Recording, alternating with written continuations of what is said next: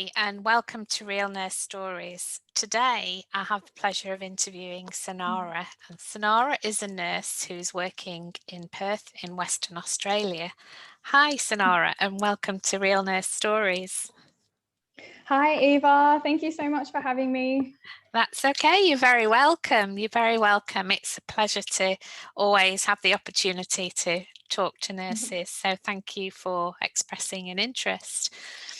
I'd like to start today, Cynarra, by just asking you a little bit about your journey into nursing, and perhaps if we can start with what made you decide to become a nurse?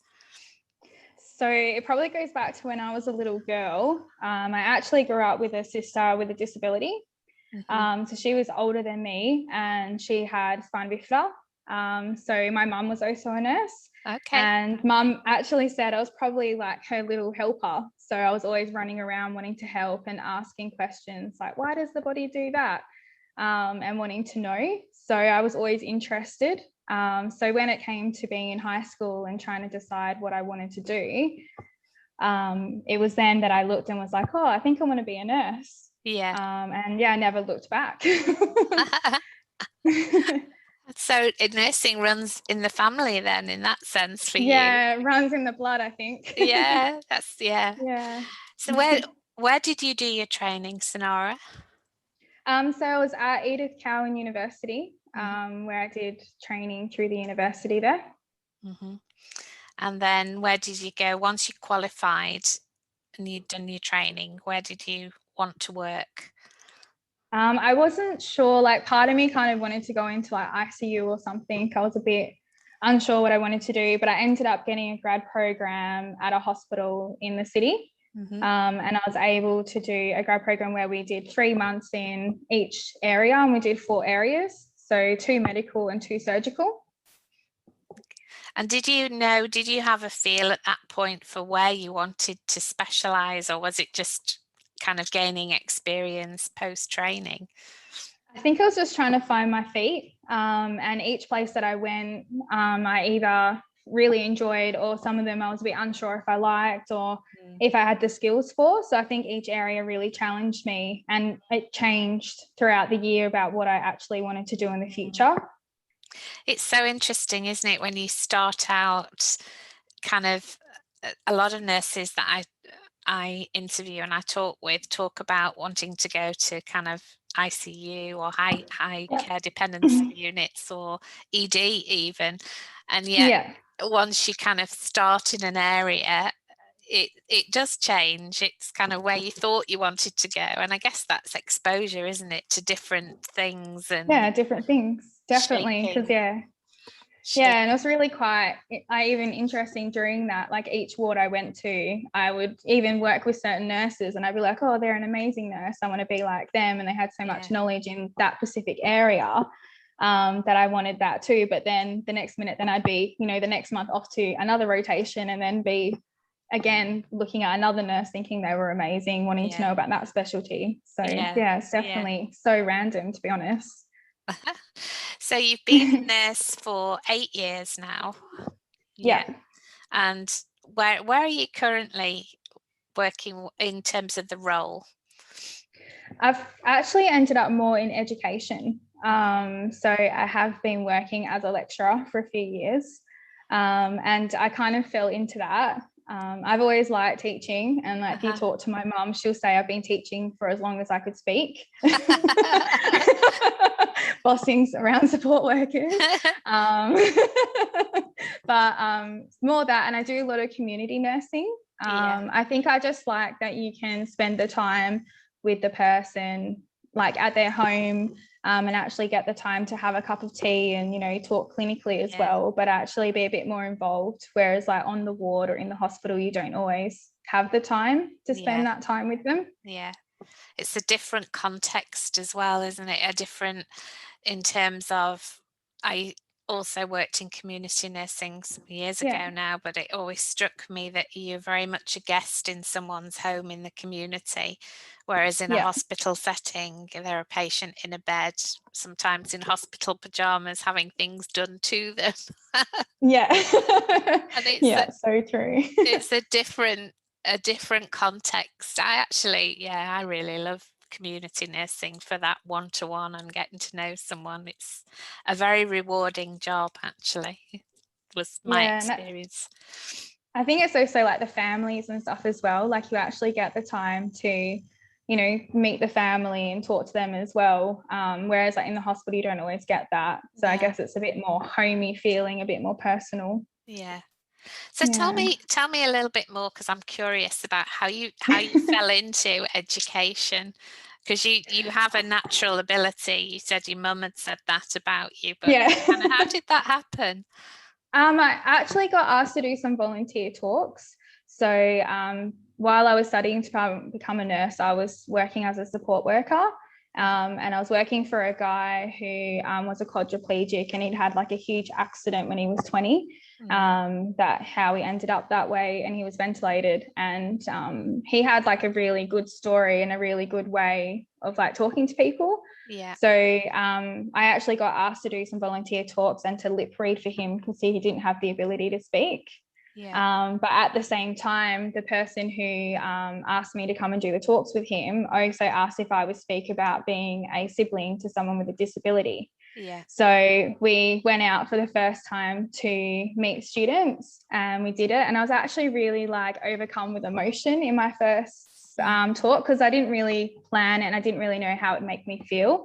And it went really well. So they kept asking us to come back and meet each of the group of students, whether they were studying aged care or disability, to meet. And we would talk to the students, and the students loved the interaction between me and the client as well. And I think it was, I don't really like the word, but I think they found it really inspiring. So we did that. And it was after doing that for a few years that they said to me, "Oh, we're looking for a new lecturer." And I was like, "Oh, that's nice." And they're like, "It's you." And I was like, "Oh," like I was working as a theatre nurse back, like by the time they asked me, and I was a bit like, "Oh, I don't know if that's what I want to do." But I was like, I'll give it a go, and like I like a new challenge. And I've been there nearly 4 years now. So it's funny how things just happen. And life's like that sometimes, isn't it? I think that's the great thing about nursing, is these opportunities sometimes are completely unexpected, but having a go at something like that, you know, can be hugely rewarding, which in your case, and also much needed, because is it that your specialty area is teaching around kind of disability awareness and in relation to I think disability, like the lack of disability awareness in nursing is huge. And like even as a student, I remember meeting a boy who was disabled, and I walked into the room as a student because they gave him to me as my patient load. And I was like, "Hi, I'm Cynarra, I'm going to be a nurse today." And I was chatting to the boy, and the mum started crying. And I was like, "Oh no, I've already stuffed up." Like, you know, as a student, you start panicking. And she actually said to me that I was the first nurse in 5 days to speak to her son and not just speak to her. And I was a bit horrified. And it was probably over the years I've noticed that a lot of nurses, I don't think nurses don't want to have the disability awareness. They're just not given the training or the opportunity to ask questions. So I think over the years I probably have become more passionate and more aware and willing to teach about disability. So I definitely prefer to teach disability as a lecturer as well. I really enjoy that.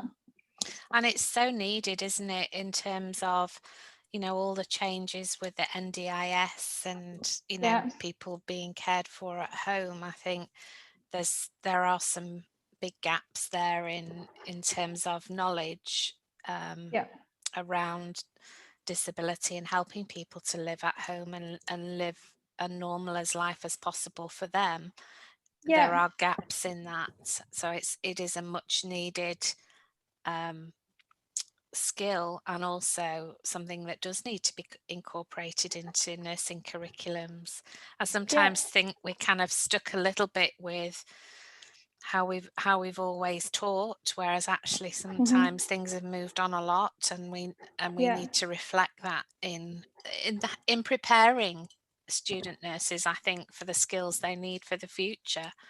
So it's hugely important to have that diversity and perspective, you know, in training nurses.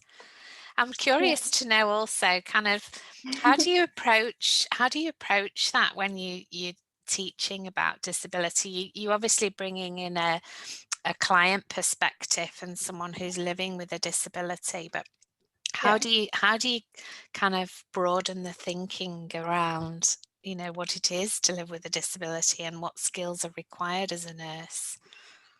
I think sometimes it's making them aware. And like when I worked in recovery, we had a person with a disability, and we were flagged, like through the process, we were told in recovery there was someone with a disability coming.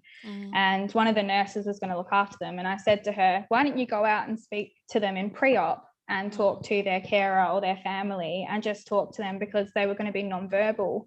And she's like, well, why would I do that? I said, well, you may as well take the opportunity whilst you can ask questions and find out like what observations would the family make about their pain, or, you know, how do they know they're in pain, or, you know, how do they communicate, and just get that information, intel, because then when you're on the other side and they're waking up in a strange environment with a strange person, you might be able to observe those same signs. And they were like, oh, that's such a good idea. And then we kind of went through those motions and did that. So I think it's just trying to share little ideas. And like, I never want to come across as trying to tell someone how to do anything, but I think it's just sharing the information or a different perspective, and hope that maybe it would start another conversation somewhere else. So yeah, that's really, I try and take that kind of approach of more starting the conversation, or asking questions about it, so that people can start thinking about it a little bit more. Because it's true, isn't it? I think a lot of people worry about how to start a conversation and what to say, and it's almost helping people to get over that hurdle to be able to then open up and understand the person that you are caring for and what their needs are. And I guess it's that fear of, you know, if I'm going to say the wrong thing, or am I going to upset somebody, or I don't know how to approach this. Those are the skills, aren't they, that are so important to learn. Do you use like role play at all in when you're teaching? We do. When we're teaching, like when I'm lecturing, we do a lot of role play. We get some guest speakers in, just try and juice it up, or we use like case studies, and we'll talk about maybe how that certain client from the case study would feel, or what their goals are.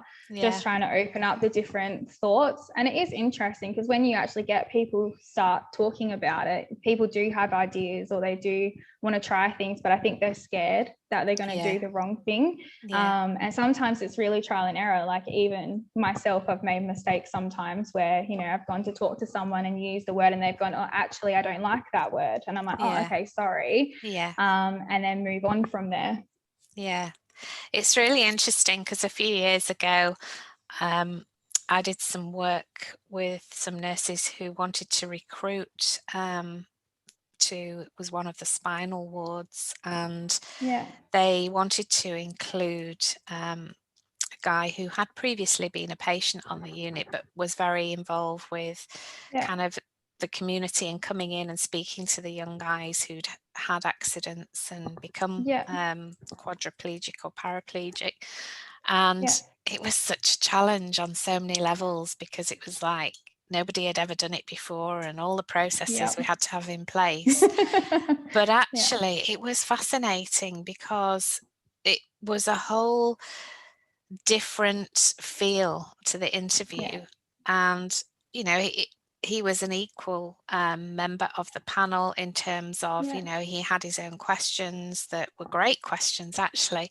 And it was so interesting seeing the different reactions when we were interviewing nurses for a position on a ward that dealt with kind of this patient group all the time. And some really did struggle a little bit, and some were like just blown away by the fact that we'd actually done that. And it was a huge learning experience for everybody, actually, but one that I think was a starting point of trying to be more inclusive in how we do things in a way that I want to say is more equal, you know, on an Yeah, equal yeah, footing, because it is so important, and to seek those views and how do we incorporate those views, you know, but it all starts with that, you know, understanding how to start a conversation and taking a leap of faith as well, isn't it, really?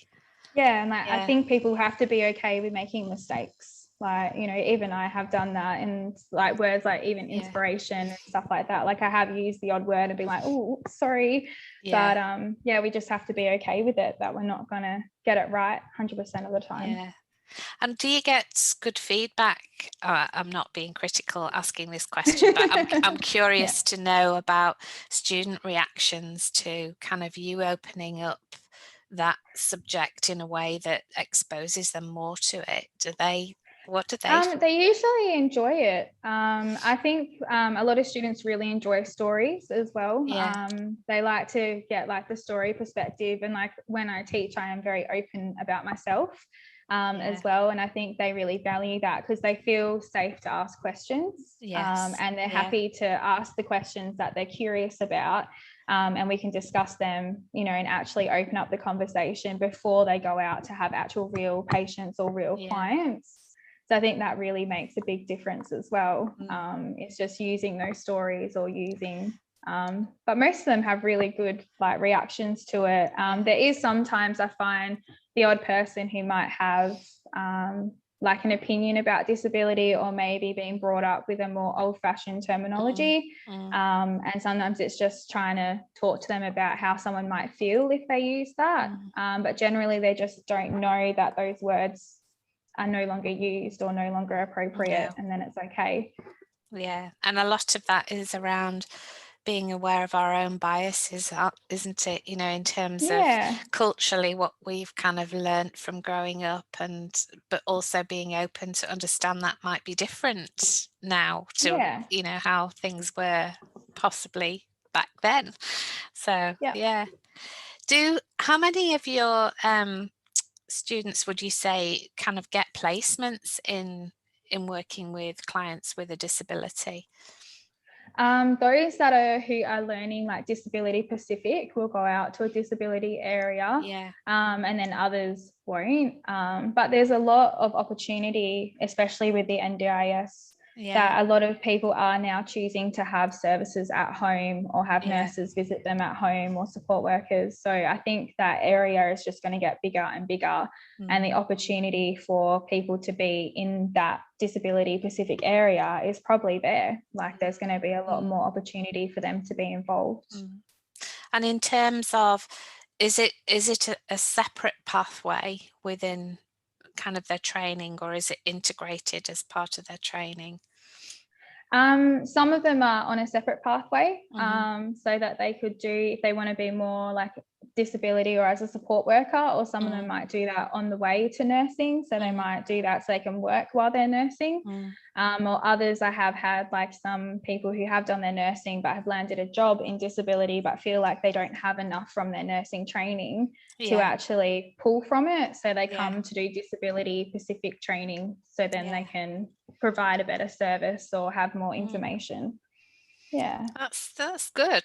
It's good that there's somebody who's passionate about that, because when you're passionate about something, it makes working in that environment all the more kind of important, doesn't it? Because it's driven by you wanting to make a difference, and that, I guess, Yeah. largely is from some of your own personal experiences with your sister as well. Yeah, I think Yeah, that definitely has probably driven me as a nurse a lot, to be a good nurse, yeah, and to talk to families and take the time. yeah. But then I guess with my teaching as well, I've always wanted to help people along with what they're doing, but disability is important to me. So I guess I'm probably someone who's cheering that along as well. That's great. That's great. And one of the other things that you mentioned here so you gave me three things you wanted to talk about. And one Yeah. was disability in nursing. And maybe actually let's just talk about that a little bit more, because disability in nursing, in what context was that?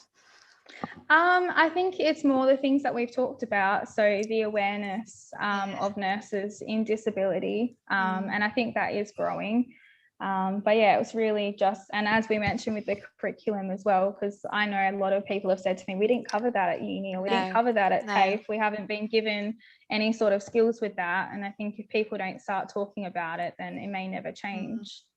I guess where my thought process was going with that was actually thinking about nurses working with a disability in nursing, because that's the other. That's a whole nother ball game too. Yeah. And I started to see, certainly, there's been a few things I've seen recently on some of the social media platforms about, particularly, I think there was a doctor with a disability who was a wheelchair user, and how, you know, he had got a job against all his kind of thinking he wouldn't, and that's also an important conversation to have in terms of how do we support not just nursing but other healthcare professionals with a disability to be part of that, you know. That's and I think that is also changing, I think, slowly. But slowly. I think it's taking a lot of time, but I think it's possible. It's just people being open to it and willing to try and work out how can you do it. Absolutely. One of the other things you mentioned here was looking after our students and grads, and I'm guessing that's also a passionate subject, being you know, working in the education sector, and you will see a lot of students and grads. Tell me a little bit more about that. I think over the years I've seen a lot of students, I guess us nurses were terrible for eating our young. Like sometimes I don't know if we mean to, or if we're just trying to promote a standard. But I think it's really difficult because some of the students and grads I've come across, I've had them like crying on shift, or just really upset or worried that they're not going to be able to find a job. And I have tried to help some of those along the way, because I think it's unfair that if you're really passionate and wanting to do it and spend all that time studying, and then you come out and you can't get a job in it, it's, you know, it kind of feels like it's all worthless. So I think, it's definitely trying to help them along. And it's something that I've put a lot of time into is, you know, when I have a student, making sure that if I'm going to be a preceptor, that, you know, I'm looking at their learning as part of it, because a lot of us are like, well, we've got to do 5 showers and we've got to do a wound dressing, we've got to do this and this, but they forget that that poor student is there to see it and be involved, but they also need to be learning and having the opportunity to ask questions, which I guess can be difficult to balance when you're trying to work.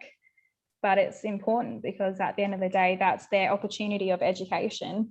So I feel like we have to try and support that. And also how somebody experiences that first kind of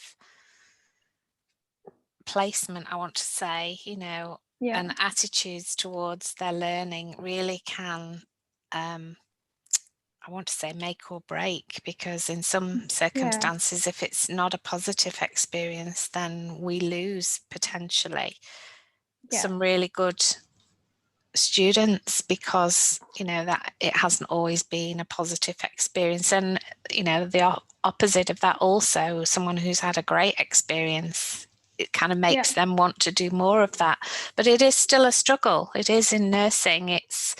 And I think sometimes we created a very pressurized system where those areas that are under pressure the most are sometimes not able to give the time, and, you know, that can cause issues as well.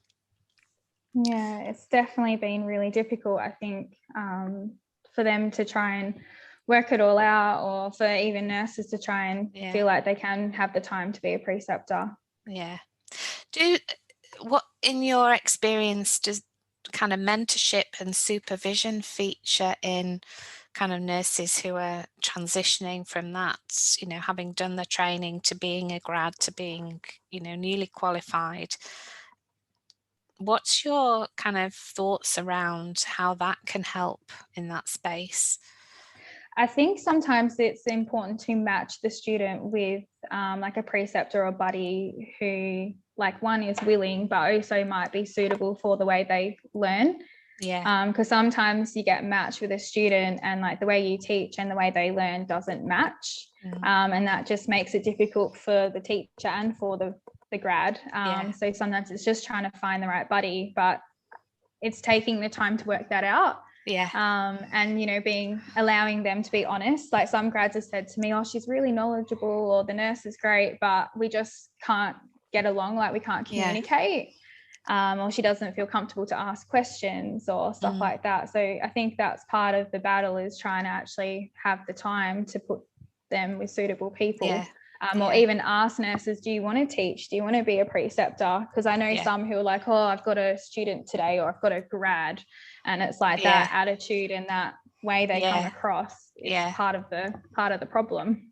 So it's almost like opting into it rather than having to do it, because you're going to get people who really want to share their knowledge and support and help a student grow.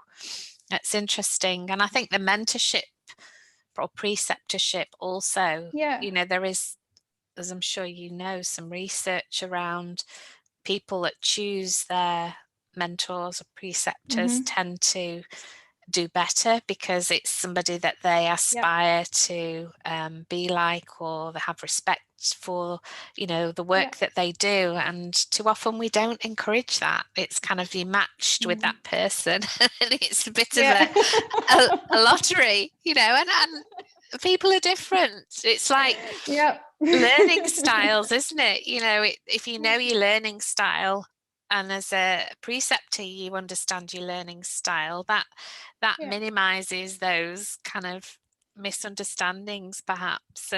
But if you don't know that, you wouldn't necessarily think, oh, it's because this person, you know, is a visual learner, or it's knowing all of that. So it's hugely important. And I don't think like we really get taught how to do that either. Like they say, oh, because you're a nurse, you come out and you know, you're expected to teach people. Like that's just part of your job description. But no one really sits down with you and says, okay, this is how you be a preceptor, or this is what learning, like no one does that. You just go, okay, I'll just have to do it and I'll work it out. And that will be vary from person to person as well, won't it? So definitely. I mean, all of those things are just so hard for students and grads to navigate, aren't they, when there's so much, you know, that they have to consider.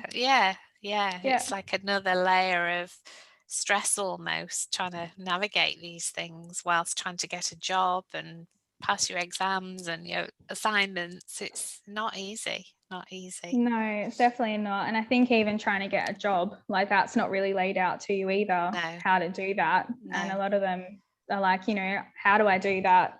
So that's the other part. I think it's the whole kind of process isn't really set up to really be helpful or supportive. No. And I think having worked with a couple of students around trying to get a grad place, you know, there are some gaps there in what we're not perhaps helping with, you know, and some fears around interviews. For many people, it can be the first proper formal interview they've had for something, and that's daunting in itself. But there are things that they can learn that can help them to deal with that. But as you say, we don't always, I think, look at that enough, you know, being interview ready and learning how to do that is a better way than almost learning by being thrown in and then finding out, oh, that's what I should have done. You know, it's not easy. It's not easy at all.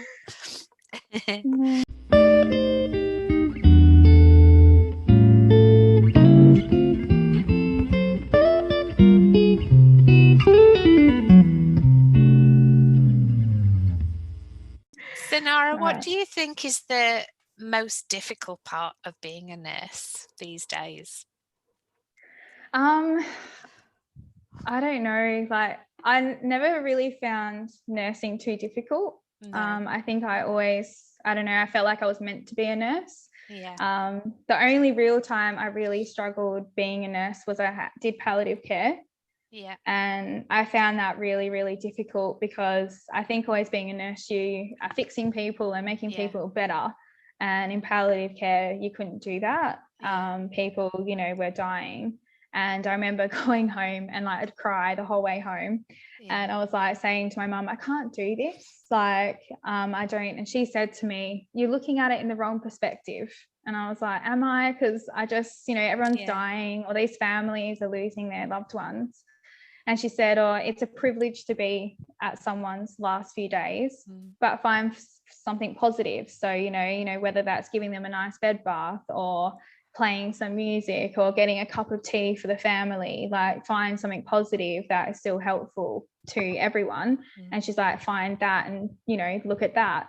And when I started changing that and doing those little things and doing, you know, a really nice warm bed bath or getting a cup of tea for the family, I started to feel a bit more satisfied about it. And seeing it in a more positive light. But that was probably like one of the hardest parts of being in my career, was probably during all of that. Yeah, that's good. Yeah. Good advice from your mum though, wasn't it? It's like reframing the way you look at something by looking for the positives and not seeing the doom and gloom side of it, really. And palliative care is challenging. It is challenging, but it, as your mum says, it can be very rewarding, because it is a privilege, I think, for someone who's in the end stages of their life to receive good care, and that good care makes such a difference. But then, you know, it's not for everybody, and that's okay. You know, that's comes down to where we want to be and what our passion is, and that's also fine. So, but I can see how that can be challenging, and more so, I guess, if you don't have that sounding board like you had your mum to go and express that, and your mum had a background in nursing and totally gets that. But I always think the people who struggle perhaps more are the ones that don't have that avenue to sound out, I'm not feeling so good about this, and someone to balance that and help them to see it from a different perspective, I think is really, really important. Yeah, well, I think there's a lot of nurses or a lot of grads that come out and they don't have someone to talk to, or people aren't willing to listen to them. And you're right, it is important, because what happens to them otherwise? Like, I'd hate to think that I was working with grads or students and they were crying on their way home. And I have to admit, I probably didn't tell anyone either myself when I was a grad going through that I was struggling, because I guess you want to come across as that you can manage and that, you know, you can be a professional and do, you know, what you have to. That doesn't mean that it's right. No. And as a profession, we do that even when we're qualified, you know, that not wanting to admit that we're struggling with things, you know, because of that fear of what are other people going to think? They're going to think I'm not capable, or, you know, I shouldn't be showing emotions. And I think that's, they do, that to me is where there's a big need for, I want to say, clinical supervision, because I think clinical supervision is perhaps not as developed in nursing here as it is in other places. And if done properly, you know, with a structure, it provides an outlet for that and a confidential space to talk about those feelings and help people understand them. But it is, access to supervision is very limited. It's not something very like encouraged or talked about either. And I think some people see it as very negative, that because you're being supervised, when, you know, really it doesn't mean that you're not a good nurse. It's just more maybe like looking at how we can support each other. Yeah, and it's in the context of how you look after yourself as a nurse and protect yourself.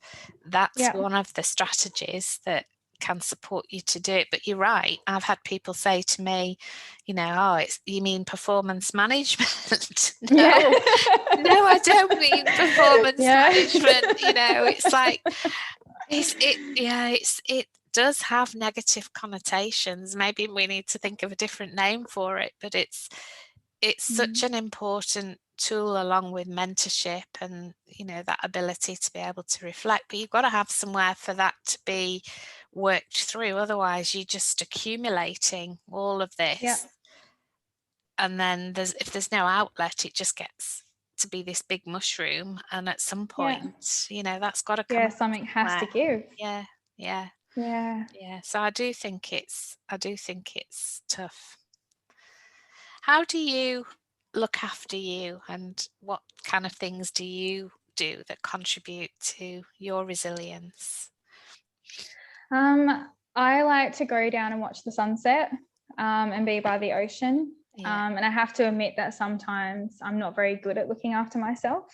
And a lot of my friends who know me well probably know that I'm probably put a lot of people before I put myself. But I'm really lucky that with my husband, he makes sure we take time out to go and do things that are fun, whether it's go out for dinner or, you know, fish and chips by the beach, you know, or even sit and read a book, because it's important to look after ourselves. And I think as nurses, we're so used to just putting everyone first that we forget. And I do find when I'm really struggling with work that I do some journaling, and sometimes just putting it on a piece of paper and getting it out of my head is sometimes really effective, whether you screw it up and throw it in the bin after because it feels good, but just finding a way to kind of, you know, get it out. But I think having friends who are nurses as well does help. I think there's something about the friendship of nurses, that the understanding that we have of each other is quite effective as well, and being able to talk about things clinically and emotionally about situations does really help as well. And I think, you know, it's great advice, that, I think, because it is just the small things, and sometimes we don't think about those as self-care. You know, there's a lot of kind of misconceptions about what that is, and practically nursing is a full-on, you know, career that's busy with very little opportunity, and the very nature of what we do is about providing care to others. But just to have those moments where you can just kind of switch off and appreciate what's there, just doing that in itself is a huge way to kind of almost de-stress. You also shared a personal habit which I absolutely loved, and I'm going to ask you because I just think, you know, just I'll let you explain it. You explain what your one personal thing that you said when you get home from a shift. So when I get home from a shift, I don't know, I have this whole thing about like my scrubs or my uniform, is that when I put that on, it's like almost like the protection. Like I go out and I leave my personal problems and my personal life away or in a locker, like lock it away, and I put on my uniform, go to work. And when I come home, every time when I get home, I straight away have a shower. And it's kind of as if like I'm washing the day away. So I have a shower and just let it all go, rinse it all away down the drain. And people that know me really well know that if I'm home, I'll be in my pajamas straight away. And it's just the way I think of like letting it go, for to be like, well, that's the day finished, let it go, and then come back and be at home and be me rather than being the nurse. And it's just, I think it's something I developed early on nursing, probably around the palliative care, that I needed to find some way to detach. And coming home and having a shower was like that process to try and detach. I just love that. I just think it's no, I genuinely think it's such a simple way of, you know, even in the context of the work that you do with teaching, I don't know if that's you share that example. It's still the same thing. You know, it's just that, it's the how do I do that? Well, here's an example of how I do it. But it's that whole, you know, taking off that professional kind of barrier and washing away all of the, you know, because we do take it on board. We're caring for people, we're soaking all that up, and it's such a a great example to explain to somebody who maybe doesn't know how to do that. This is how I do it, because you can relate to that Well, everyone instantaneously. showers, and like I always laugh because like I always say to my students, like, do you make life decisions in the shower? Like a lot of us go to the shower and we, you know, get lost in our own thoughts. Whereas if you can make that a mindset to just, you know, wash it away and let it go, then why not? Home is home. It reminds me of something. There's some work done, you might know about this, called the Going Home Checklist, which is something that the NHS developed. It's a similar process. It's about how you mentally clear, you know, kind of psychologically, you leaving work at work. So it's about, you know, clearing your desk, closing the office door, putting on your coat. Psychologically, you're going home. And then on that journey home, how are you kind of unscrambling your brain so that by the time you get to your front door, you are home and work is at work. And it's those kind of strategies, isn't it? The little practical things like that that people can learn that make a big difference just in looking after you. Do you teach that to your students? I'm curious. I've never really talked to my students about that. I've told some of my friends about it at different times. Like, you know, some of my friends have gone through and said, oh, I'm really struggling to let go. Like when I get home, I'm still thinking about it. And I know my husband thinks it's funny because I come home and straight away I'm in the shower and getting my pajamas on, and it could be 3 o'clock in the afternoon or it could be earlier if I've done a community shift. And he's like, what are you doing? And I was like, well, it's just what I do, like come home, have a shower and get into my pajamas, because then I'm me and I feel but it's probably something I should look at sharing more with the class. It's probably really helpful. I think so, and I think they'd honestly really relate to that. It's like, you know, how do you switch off? Well, here's one of the ways, and people find their own ways, but I think that's such a powerful, because you can almost imagine you put on the uniform and that is your protection. You're going to work, but then you're coming home and you're taking all of that, whatever's happened that day, off and washing it away. I just think such a great example. I love that. I absolutely love that. What kind of advice, Cynarra, would you give to somebody who's just starting out on their career? Because obviously you're working a lot with nurses who are doing just that. What kind of words of wisdom would you share with them around? I think reminding them that it will happen. A lot of them come, like I've spoken to a lot of grads or nurses and like, it won't happen, it will never, I can't get a job. And some of them have been waiting 6 or 12 months or longer.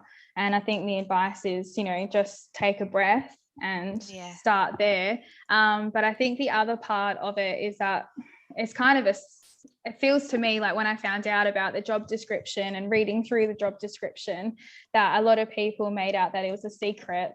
But the job description holds a lot of information. And when you're applying for a job, if you can read through that job description and kind of use some of the information in that, then that's one way to start.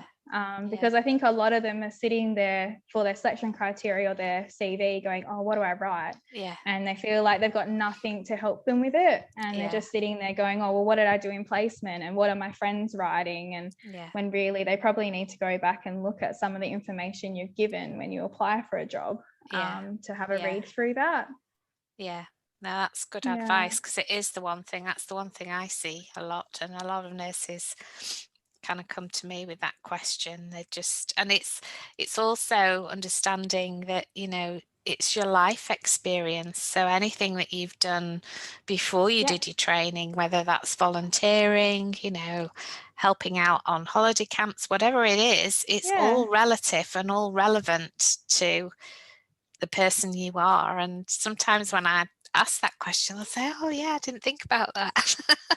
And like, I always say, don't underestimate volunteering. No, because like the things that I did for volunteering have led to jobs or you know, experiences that I never planned or I never asked for, but they've all been worthwhile. So I think volunteering is definitely something people need to consider and remember when they do it, because it's definitely worthwhile. Include that in your application, definitely. Yeah. Yeah. No, that's good. It's good advice, really good advice, because it is difficult. I think, there's so few places and so much competition and so many people applying that anything you can do that kind of helps you to stand out a little bit is going to help you in that.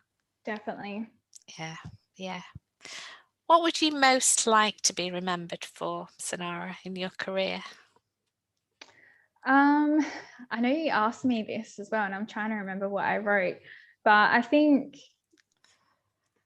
just being someone like kind and caring for people. I'd like to think that the people that come across me know that, I've always been told that I'm a really calm practitioner. And that was something that people kept saying to me, like, you're so calm, aren't you screaming inside? And I'd be like, no, I just always want to create that calm space for people. And I want to be remembered as someone who, was there for people and kind to people and, able to be there.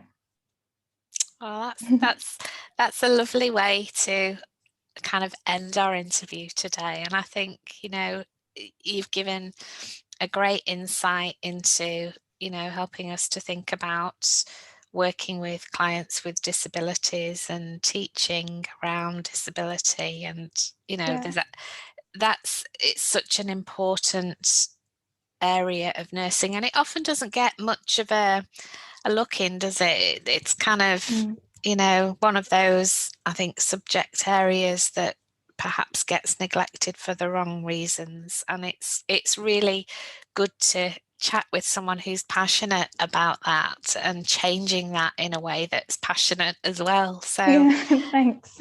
It's been lovely to chat with you, and really thank you for sharing, your That's okay. thoughts and your ideas, because I just think there's so much value in people listening to these interviews in terms of what they take away and can apply to themselves. So thank you. No, that's all right. Thank you so much for inviting me to come and do it. Like, I think it's so awesome that nurses can share their stories, because we all have one. And it's definitely all very interesting and a lot of value. Well, thank you. Yeah.